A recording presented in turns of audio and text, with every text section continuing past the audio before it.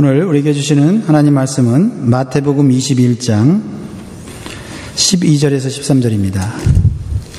마태복음 21장 12절에서 13절 말씀을 같이 봉독하겠습니다. 우리 두 절이니까요. 한 목소리로 같이 읽으면 좋겠습니다. 12절 같이 읽습니다. 시작.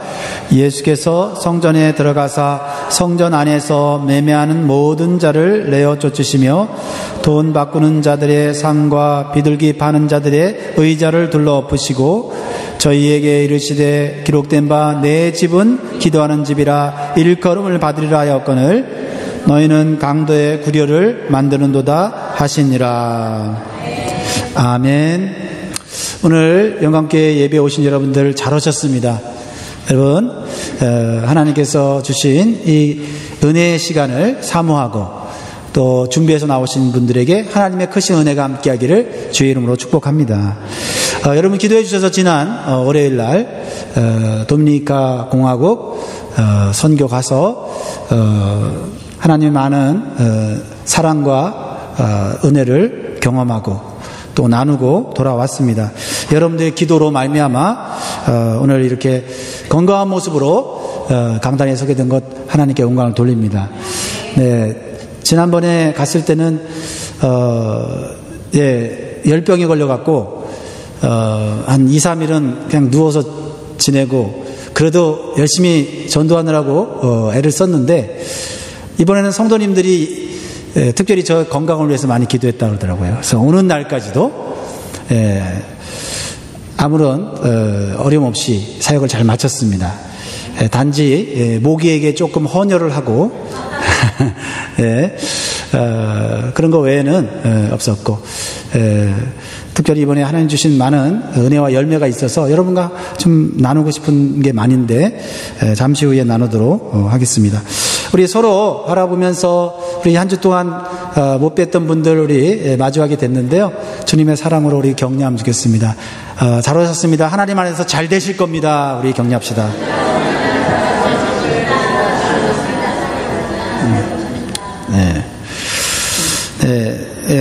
선교 보고는 설교 끝나고 하는 것이 좋을 것 같습니다. 먼저 하나님 말씀을 나누고 오늘 같이 나누기를 원하는데요. 오늘 말씀의 제목은요, 참된 목적이 변질되지 않는 신앙입니다. 같이 한번 오늘 핵심 메시지를 마음에 새기면서 같이 한번 따라 하시겠어요? 참된 목적이 변질되지 않는 신앙. 여러분, 예수님이 이 세상에 오셔서 가장 사랑하셨던 것이 뭔지 아세요? 그 도미니카 공화국에 가서 신학교 학생들한테도 물어봤는데요. 정답이 나오더라고요. 이 세상에 예수님이 오셔서 가장 사랑한 것이 무엇인지 아세요? 네, 알고 계시죠? 바로 저와 여러분입니다. 죄인된 인간들을 위해서 우리 주님이 사랑하셔서 이 땅에 오셔서 아낌없이 자기의 몸을 십자가에서 내어주시고 우리에게 생명의 길, 구원의 길을 열어놓으신 줄 믿습니다. 예수님이 이 땅에 오신 것은 저와 여러분을 위해서 오셨다는 사실, 그분의 놀라운 사랑을 우리가 묵상하고 감격하고 감사하는 사순절 기간이 되면 좋겠어요. 여러분, 또한 예수님께서 자기 몸처럼 여기시면서 사랑했던 것이 있어요. 뭘까요? 그것은 하나님의 성전입니다. 심지어 예수님은 성전을 자신의 몸과 동일시 하셨어요. 요한복음 2장 19절부터 20절을 보니까 요한복음 2장 19절에 보니까 예수께서 대답하여 가라사대 너희가 이 성전을 헐라 내가 사흘 동안에 일으키리라. 유대인들이 가로되 이 성전은 46년 동안에 지었거늘 내가 3일 동안에 일으키겠느냐 하더라. 그러나 예수는 성전된 자기 육체를 가리켜 말씀하신 것이라 말씀하고 있어요. 예수님이 성전과 자신의 몸을 동일시하고 계셨다. 그만큼 예수님은 성전을 사랑하셨다라고 하는 것이에요. 여러분, 예수님은 성전을 이렇게 표현하셨어요. 따라합니다. 아버지 집. 네, 아버지 집이라고 예수님은 표현하셨어요. 왜냐하면 성전은 거룩하신 하나님 아버지를 만나는 곳이에요. 사람을 만나기 전에 누굴 만나요? 하나님 아버지, 거룩하신 하나님 아버지. 우리 눈으로는 볼 수 없지만 그분의 임재를 우리가 느낄 수 있습니다. 그곳에서 하나님께 죄사함을 받고 예배드림으로 하나님의 은혜를 받는 곳. 하나님은 살아계시기 때문에 하나님의 말씀을 통해 음성을 듣는 곳이었기 때문에 예수님은 성전을 사랑하셨고 심지어는 성전을 자신의 몸과 같이 여기셨다라는 것입니다. 여러분, 이 성전의 개념이 오늘날에 와서 신약에 와서는 교회라고 하는 것으로 바뀌었습니다. 그래서 교회를 예수님은 또 뭐라고 말씀하세요? 자신의 몸이다 이렇게 말씀하시죠. 그리고 여러분들은 몸인 지체다 말씀하고 계세요. 사랑하는 성도 여러분, 구약이나 신약이나 하나님은 성전을 통해서, 교회를 통해서 우리에게 은혜를 내려주시는 거예요. 그러므로 여러분, 이 교회에 올 때, 교회로 우리가 모일 때 우리 마음속에 간절하게 사모해야 될 게 뭐예요? 하나님의 임재와 하나님의 은혜인 거예요. 그 하나님의 임재와 하나님의 은혜를 경험하게 될 때 우리의 인생은 바뀌는 거예요. 우리의 운명은 바뀌는 거예요. 불행이 행복으로 바뀌는 거예요. 예수님은 십자가를 지시기 일주일 전에 예루살렘 성에 나귀를 타고 들어오셨어요. 2주 전에 제가 설계했죠. 겸손하여서 나귀를 타고 오신 예수님. 많은 사람들의 환호를 받으셨어요. 그러나 예수님이 향한 곳은 사람들이 환호하는 그 수많은 인파 속으로 들어가지 아니하시고 예수님은 어디로 가셨어요? 오늘 성전으로 들어가셨다 말씀하고 있어요. 그런데 그 성전에서 예수님이 보여주신 모습은 매우 낯선 모습이었어요. 예배드리는 모습도 아니고요, 기도하시는 것도 아니고, 찬송하는 것도 아니고, 예수님이 하셨던 모습은 전혀 평상시에 보지 못했던 이상한 예수님의 모습이었어요. 매우 분노하셔서 좀 과격해 보이는 행동을 보여주는 그런 예수님이셨어요. 예수님에게 어떻게 저런 모습이 다 있을까? 저는 사실 이 말씀을 제가 어렸을 때 읽었을 때 충격을 받았어요. 예수님이 성전에 있는 물건들을 막 뒤집어 엎고 소와 양을 쫓아내시고 사람들을 쫓아내는 그런 모습들을 보면서 예수님도 화가 나면 어쩔 수 없구나, 인간이구나. 심지어는 채찍을 만들었다고 나와 있어요. 요한복음 2장 15절로 16절은 볼까요? 노끈으로 채찍을 만드사 양이나 소를 다 성전에서 내어 쫓으시며 돈 바꾸는 사람들의 돈을 쏟으시며 상을 엎으시고 비둘기 파는 사람들에게 이르시되 이것을 여기서 가져가라, 내 아버지의 집으로 장사하는 집을 만들지 말라 하시니, 이렇게 말씀하셨어요. 예수님 보통 화가 나가신 게 아니에요. 예수님 근데 이상하죠? 자신을 모함하고 자신을 욕하고 심지어는 어떻게 해요? 자신을 죽이려는 사람들 앞에서도 분노를 표출하지 않으셨는데 어찌하여 예수님은 성전을 더럽히는 행위에 대해서는 참지 못하셨는가라는 것이에요.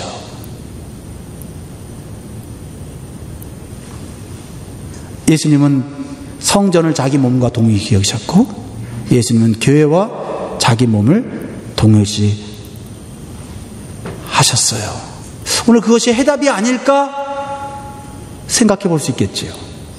다른 건 다 참을 수 있는데 예수님 몸에 대해서 모욕을 하고 예수님의 몸을 더럽히는 행위에 대해서만큼은 예수님은 참지 못하시고 채찍을 드셨다라고 한다면 우리가 진정으로 사랑해야 될 것이 무엇이고 우리가 진정으로 중요하게 여겨야 될 신앙의 행위가 무엇인지를 생각하게 되잖아요. 그죠?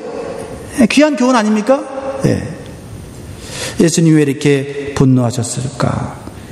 교회 안에서, 성전 안에서 장사하시는 걸 싫어하시는구나. 단순히 이렇게 생각할 수도 있지만 좀 더 우리가 자세히 살펴보기를 원합니다. 사실 성전에서 양과 소를 매매하는 일이 가능했을까요? 안 했을까요? 대답을 안 하는 게 좋을 것 같죠?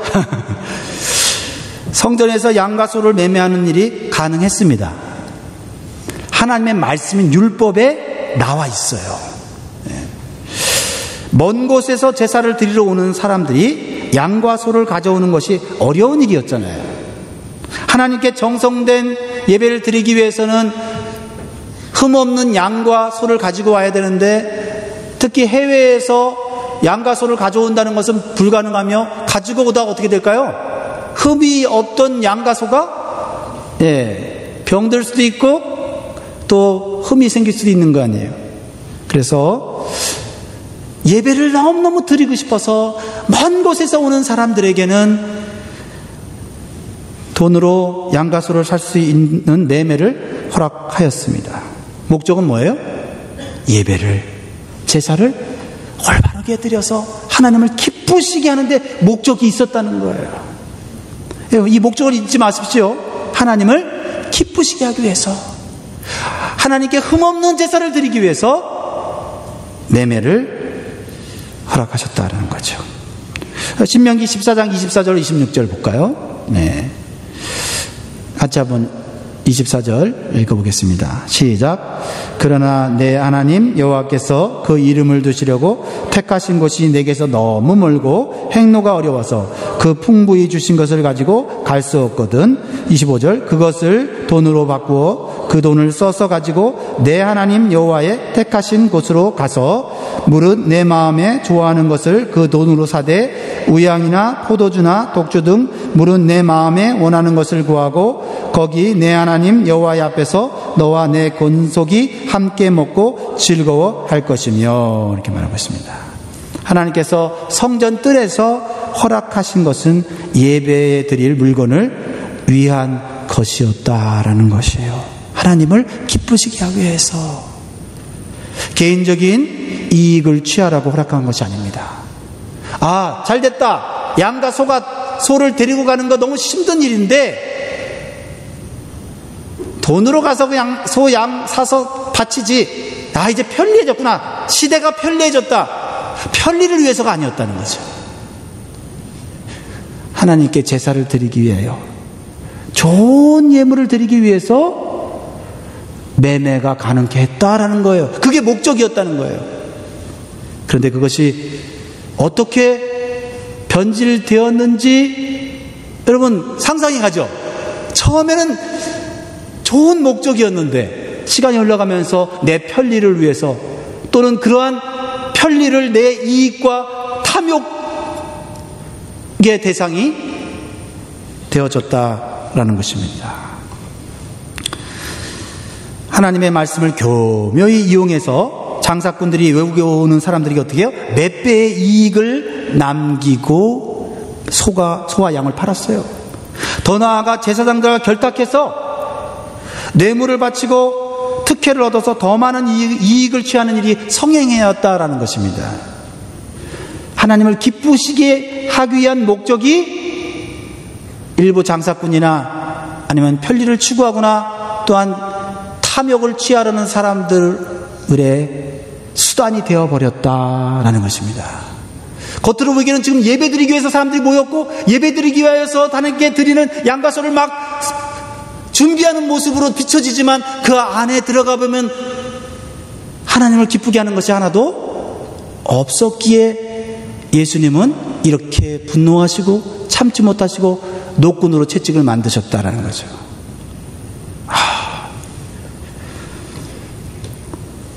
예수님은 성전 안에서 매매하는 자들의 마음을 훤히 보고 계셨어요.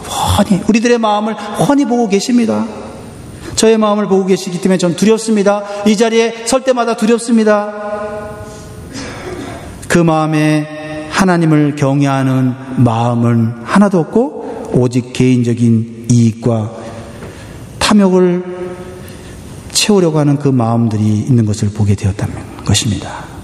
오늘 이 시간 여러분 마음속에 예배를 잘 드려서 하나님을 기쁘시게 하는 마음이 저와 여러분 마음 가운데 충만하기를 원합니다.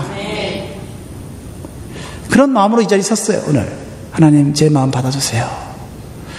주님을 사랑합니다. 하나님을 경외합니다. 하나님 예배당에 와서 마당만 밟고 가지 말게 하시고 정말 하나님 앞에 정성든 예배, 신령과 진정의 예배, 내 개인적 이익을 위해서 예배 드리는 것이 아니고 내가 희생하고 내가 하나님 앞에 나를 온전히 올려드려서 정말 주님의 영광을 돌리는 예배 드리고 싶습니다. 그런 마음으로 이 말씀을 준비해 보았습니다. 예수님은 그 마음속의 탐욕과 예배의 목적이 뒤바뀐 사람들을 채찍으로 내쫓아내신 것입니다. 사람을 내쫓았다기보다는 양과 소를 내쫓았기보다는 하나님께 예배드리려는 목적이 개인의 이익과 탐욕을 채우려고 하는 사람들의 마음을 내쫓으신 것입니다. 예수님은 모든 죄를 용서하시는 자비로운 분이시지만 하나님의 거룩한 성전의 목적을 변질시킨 자들을 분노하셨다는 것, 그리고 쫓아내셨다는 것을 기억하시기 바랍니다. 사랑하는 성도 여러분, 오늘 예배에 오신 목적이 무엇입니까? 하나님을 경외하며 그 은혜에 감사 찬송하기 위해 나온 줄 믿습니다. 그 목적이 예배 끝나는 순간까지, 아니 집에 돌아가서 여러분의 삶의 터전에서도 변치 않기를 간절히 소원합니다. 성전은 하나님 아버지의 집이라는 사실을 우리가 기억하면서 이곳에서 나누는 대화, 이곳에서 나누는 봉사, 이곳에서 나누는 어떠한 모든 사역들이 하나님 보시기에, 예수님 보시기에 아름답다라고 평가받을 수 있기를 저는 소원합니다. 그러므로 오늘 예배하는 우리는 우리 자신의 마음을 좀 살펴보면서 결단해야 될 줄 믿습니다. 그래서 예수님이 드셨던 채찍을 우리도 들고 누구를 쳐요? 내 스스로 나를 쳐서 내 안에 불순하고 더러운 마음들을 쫓아낼 수 있기를 바라는 것입니다. 예수님이 자신의 몸이 성전이라 말씀하셨듯이 예수님을 믿고 성령을 받은 사람들은 그 몸이 성령의 전이라고 말씀하고 계십니다. 고린도전서 6장 19절 20절 말씀 같이 보겠습니다. 시작. 너희 몸은 너희가 하나님께로부터 받은 바 너희 가운데 계신 성령의 전인 줄을 알지 못하느냐? 너희는 너희의 것이 아니라 값으로 산 것이 되었으니 그런즉 너희 몸으로 하나님께 영광을 돌리라. 할렐루야. 예수 그리스도를 영접한 너희들은 성령의 전이다 라고 말씀하면서 너희 몸은 더 이상 누구 것이 아니라고요? 우리 것이 아니고 바로 하나님 것, 예수님 거라고 말씀하고 있습니다. 여러분, 그것이 행복인 줄 믿으시기 바라요. 내 몸을 내 것이라면 내가 책임져야 되는데 내 몸이 주님 것이라고 하면 누가 책임져요? 주님이 책임진다. 그런데 중요한 것은 주님이 책임지기 때문에, 내 것이 아니기 때문에 이 몸을 어떻게 해야 됩니까? 거룩하게 유지할 필요가 있다.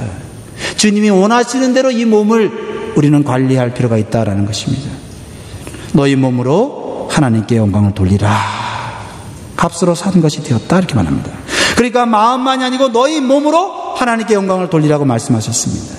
그러니까 여러분, 마음만 드리는 것도 귀하지만 몸이 주님께 영광 돌리는 것에 대해서 좀 묵상을 좀 많이 하시면 좋겠어요. 그 교회 오래 다니시는 분들이 보면 마음을 드리는 건 굉장히 익숙해요. 그래서 마음을 드리면서 말로 주님께 영광 돌리고 찬양하는 그 이야기를 들으면 감동을 해요.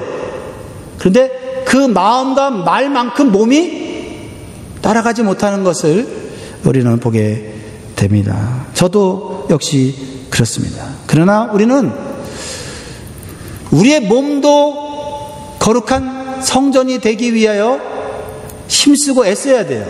저절로 되지 않습니다. 구원받는 것, 믿음으로 구원받는 것, 주님이 이루어 놓으신 구원 사역의 기초에서 우리가 믿음으로 값없이 받는 것이지만 우리의 몸을 거룩해 가는 것은요, 운동선수가 올림픽에서 금메달을 따기 위해서 절제하고 훈련하는 것처럼 우리의 몸도 주님이 기뻐하시는 몸이 되기 위해서 훈련하고 절제하고 때로는요 채찍질 해야 돼요. 그것을 잊지 마십시오. 저절로 된다고 생각하지 마세요. 그렇지 않아요. 그래서 예수님께서도 우리에게 분명히 말씀하셨습니다. 하셨습니다.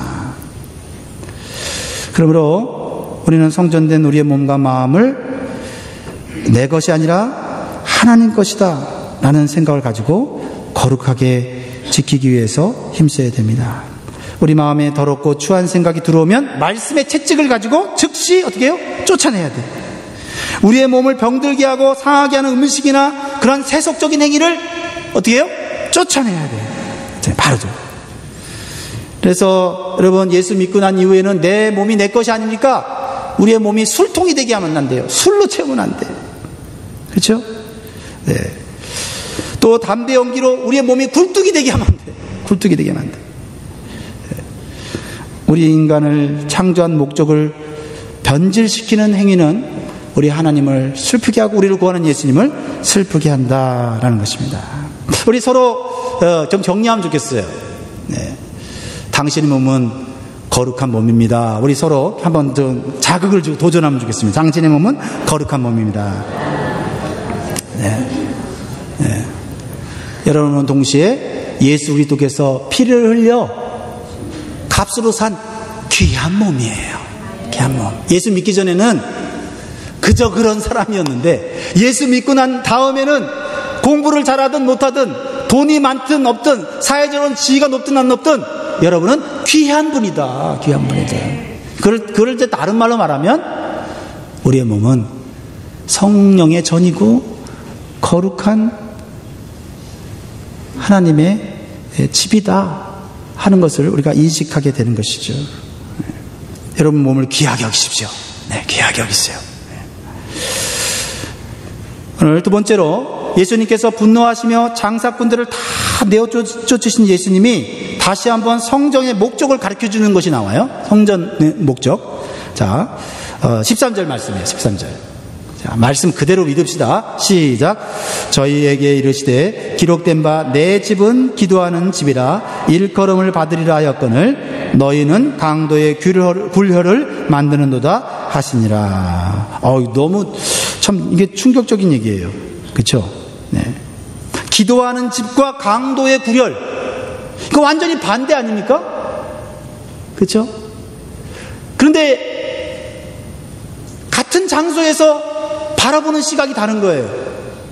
예루살렘 성전에 모여서 예배드리고 제사드리고 하나님 앞에 양과 소를 바치려고 하는 사람들은 지금 예배드리러 왔다고 생각하는데 예수님은 그들의 모습을 보면서 뭐냐면 강도의 소굴이다 이렇게 얘기하고 있다는 거죠. 충격적이지 않습니까?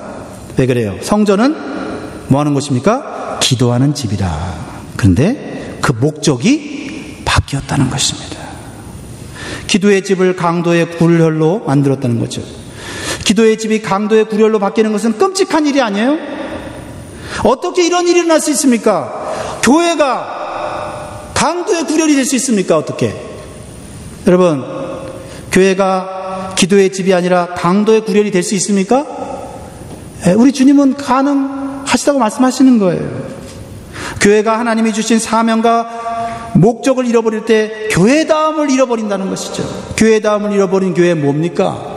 인간의 이익과 탐욕을 채우려는 그런 장소로밖에 보이지 않는다는 것입니다. 그래서 예수님께서는 다시 한번 성전에 오는 목적을 분명히 가르쳐 주시려는 거예요. 오늘 이것이 우리가 마음에 새게 되는 것이죠. 성전에서 여러 가지를 할 수 있어요. 예배도 할 수 있고 성경 공부도 할 수 있고 찬양도 할 수 있고 봉사도 할 수 있고 여러분 성도들과 친교도 할 수 있어요. 여러분 예배 끝나고 가지 마시고 성도들 간에 아름다운 교제를 나누시길 바라요. 그런데 그 여러 가지들 중에 예수님이 성전의 목적을 뭐라고 말씀하세요? 성전은 기도하는 집이다 라고 명명하셨다라는 겁니다. 예배의 집, 그것도 틀린 얘기 아니에요. 성경 공부의 집, 그렇게 틀린 얘기 아니에요. 찬양의 집, 봉사의 집, 성도 간에 교제하는 코이니아하는 그런 집, 맞는 얘기일 수 있어요. 그런데 왜 예수님은 특별히 기도의 집이라고 성전을 이렇게 콕 집어서 말씀하실까요? 이유가 있겠죠. 그렇죠? 이유가 있겠죠. 지금 예루살렘 성전은 예배를 드리러 온 사람들로 가르쳤어요. 자기는 예배 준비를 하고 있다고 생각했어요. 그래서 소와 양을 준비합니다. 함께 성도들과 먹을 것을 준비하고 있었어요. 아마도 성경에 대해서 이야기하면서 자기는 성경 공부를 하고 있다고 생각하고 있었어요. 찬양도 하고 있었을 거예요. 그런데 예수님은 그 성전을 향하여 지금 예배의 집이라고 말하지 않고 기도의 집이라고 하고 계시는가. 아마도 신앙생활을 오래 하신 분들은 좀 감 잡고 깨달았을 거예요. 이제는. 그죠? 깨달았죠? 네, 설교를 지금 그만둘까요? 깨달았으니까. 그래도 준비했으니까. 자, 기도가 모든 신앙적인 행위의 기본이기 때문에 그래요. 하나님께 드리는 기도는 우리의 모든 신앙적인 행위의 기초예요. 기도하고 찬양해야 합니다. 기도하고 예배해야 됩니다.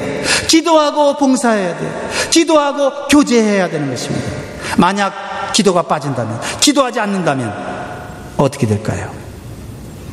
여러분, 기도하지 않고 찬양할 수 있습니까? 할 수 있습니다. 기도하지 않고 예배할 수 있습니까? 할 수 있습니다. 기도하지 않고 봉사할 수 있습니까? 할 수 있습니다. 기도하지 않고 교제할 수 있습니까? 할 수 있습니다. 그러나 기도하지 않고 우리가 행한다면 우리의 신앙은 자신도 모르는 사이에 형식화되고 외식적으로 흐를 수 있기 때문이에요. 자신은 몰라요. 다시 말해서 자신의 방식대로 예배하고 자기 기분을 따라 찬양하고 자기가 하고 싶을 때만 봉사하게 되는 거예요. 미리 기도로 준비된 예배, 미리 기도로 준비된 찬양, 미리 기도로 준비된 봉사를 해야 됩니다. 헐레벌떡의 예배 가능하죠? 헐레벌떡의 찬양 가능하죠? 헐레벌떡의 봉사 가능하지 않습니까? 기도로 준비되어야 돼요. 기도로. 네, 기도는 영이신 하나님과 대화하는 거 아니겠어요? 그렇죠? 영이신 하나님과 대화하면서 하나님, 내가 오늘 어떻게 예배 드릴까요? 하나님, 내가 어떻게 오늘 찬양할까요? 하나님, 내가 오늘 어떻게 봉사할까요? 이런 충분한 하나님과의 대화 속에서 하나님께서 우리에게 주시는 지혜로서 예배하고 찬양하고 봉사할 때 거기에 하나님의 영광이 드러나는 거예요. 내 이익과 내 탐욕을 차단할 수 있는 그러한 시간을 가질 수 있게 되는 것이죠. 동의하십니까? 네. 그렇다고 한다면 예수님이 성전을 기도의 집이라고 말씀하신 것에 대해 조금 더 우리가 깊이 생각할 수 있기를 바랍니다. 예배드리다가 봉사하다가 좀 마음이 불편하고 내 마음에 안 드는 거 있으면 어떻게 행동하십니까? 그렇다 할지라도 주님 앞에 무릎 꿇고 기도함으로 혹시 내가 주님께 드리는 예배가 하나님을 위한 것이 아니고 내 유익을 위해서 드리는 예배는 아닌지, 내가 하나님께 드리는 봉사가 처음에는 선한 목적을 가졌지만 시간이 흘러가면서 변질되어서 그저 내가 힘든 것만, 내가 괴로운 것만 생각하는 그런 봉사로 변화되고 있지 않은지를 우리는 기도 속에서 발견할 수 있는 줄 믿으시기 바라요. 네, 여러분, 기도 속에서 나를 봐야 돼요. 기도 속에서 나를 볼 수 있는 것은 기도 속에서 영이신 하나님과 대화하는 가운데 깨달을 수 있기 때문에 그렇습니다. 여러분, The House of Prayer, 기도의 집이라는 사실을 여러분 기억하면 좋겠어요. 그래요, 여러분. 믿음이 좋다고 하는 것은 단순히 열심히 봉사하는 것만은 아닌 것을 여러분 잘 아십니다. 기도하지 않으면 열심히 봉사하는 사람들도 시간이 흘러가면서 어떻게 돼요? 그 열심히 시들시들해지게 되잖아요. 방금 말씀드린 것처럼 봉사의 목적, 좋은 목적은 사라지고 자기 자신이 힘든 것에만 집중하게 되잖아요. 저는 그렇습니다. 저는 목회를 하다가 참 하나님 주신 은혜로 성도들을 바라볼 때 너무 사랑스럽고 너무 귀합니다. 그런데 사역을 하다가 열매가 보이지 않고 변화가 일어나지 않으면 자꾸 제 마음이 약해지고 또 낙심이 되기도 하고 또 이것을 끝까지 해야 되나 하는 이런 생각들로 마음이 가득 찰 때가 있어요. 그러면서 목사니까 사역해야지 라는 것으로는 기쁨이 오지 않아요. 그럴 때 어떻게 합니까? 기도하는 거죠. 기도하면서 하나님, 내 사역이, 내 헌신이 하나님 보기에 어떻습니까?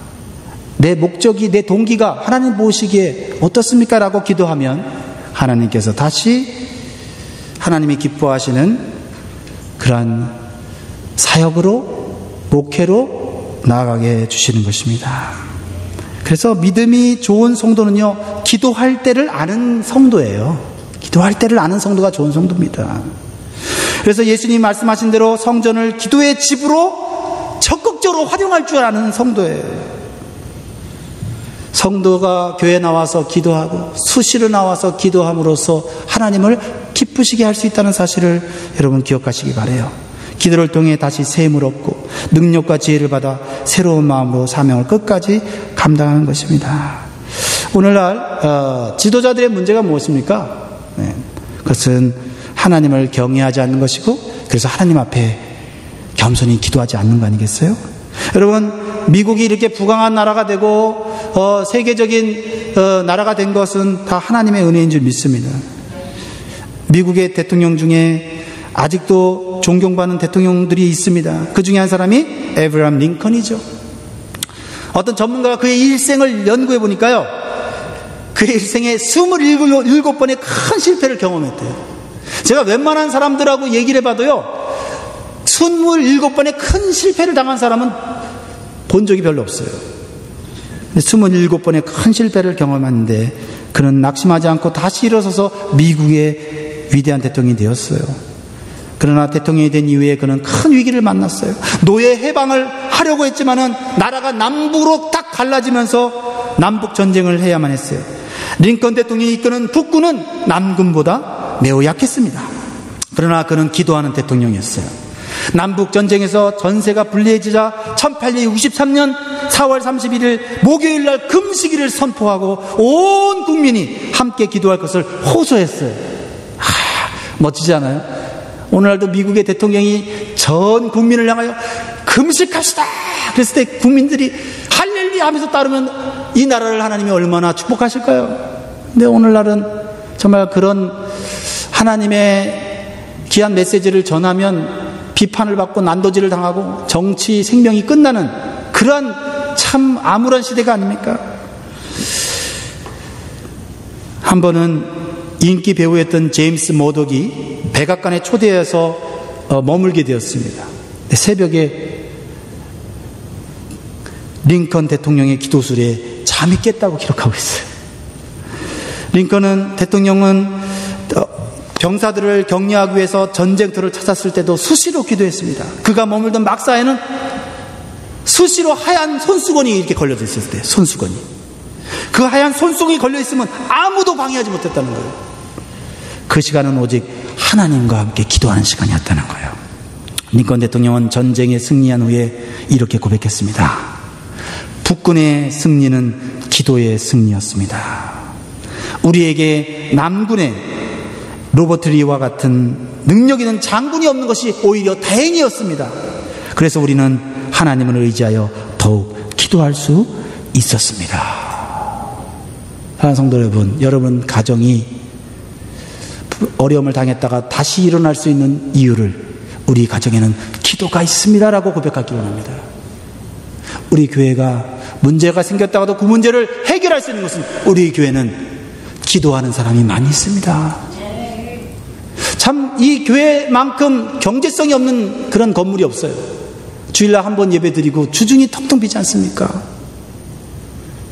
예수님은 하나님의 성전이 기도의 집이라고 했어요. 오늘 여러분들이 어디 있든지 기도하는 사람이 되기를 원합니다. 그러나 여러분이 진정 교회를 사랑하고 주님의 성전을 사랑한다면 성전 안에 기도가 끊이지 않게 하기를 간절히 소원합니다. 제가 이번에 도미니카 공화국 가서 헌당 예배를 드렸는데요. 헌당 예배 때 제가 축사를 했어요. 무슨 말씀을 전할까? 제가 작년에 갔던 로카티아 교회라는 것이 있습니다.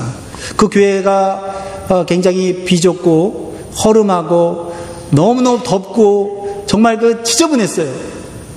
그런데 이번에 가봤더니 1년 사이에 그분들이 그 교회에서 얼마나 기도를 많이 했는지 하나님이 역사하셔갖고 미국에 있는 여러 교회들이 후원을 해갖고 원래 있던 교회보다 한 4배나 큰 교회가 크게 지어졌어요. 그래서 교인들이 많이 모였는데도 빈 곳이 많은 거예요. 그래서 제가 여러분 큰 교회를 짓게 된 것 축하합니다 라고 얘기했어요. 여러분 이 교회를 뭘로 채우기를 원하십니까? 물어봤어요. 물론 사람들로 채워야 되겠죠. 근데 제가 얘기했어요. 이곳을 하나님의 은혜로 채워야 합니다. 하나님의 은혜로 채우기 위해서는 여기서 다투는 소리, 싸우는 소리가 아니라 하나님께 부르짖는 기도로 채워야 됩니다. 그러면 이 교회는 무너지지 않습니다. 라는 메시지를 줘서 제가 힘있게 전했어요. 그분들이 그 얘기를 듣고 은혜를 받은 것 같았어요. 우리 교회도 마찬가지입니다. 우리 교회 안에 구석구석마다 기도의 소리가 울려지면 좋겠어요. 하나님의 은혜로 가득 차면 좋겠어요. 그런 소원이 제 안에 생겼습니다. 기도하는 사람은 넘어져도 다시 일어날 수 있어요. 그리고 더 나아가 문제를 해결할 뿐만 아니라 하나님 주신 비전과 사명을 완수할 수 있게 돼요. 네. 그렇습니다. 오늘 이 마음에 예수님이 하신 말씀, 채찍을 들고 하신 예수님 말씀 우리가 이 사순절에 묵상하면서 우리 이 시간 같이 찬양을 하도록 하겠습니다. 두 손 들고 찬양합니다. 다시 오실 왕 여호와께 오직 주만이 나를 다스리네. 나 주님만을 섬기리. 헛된 마음 버리고 성령이여 내 영혼 충만하게 하소서. 주님 앞에 내 생명 드리리다.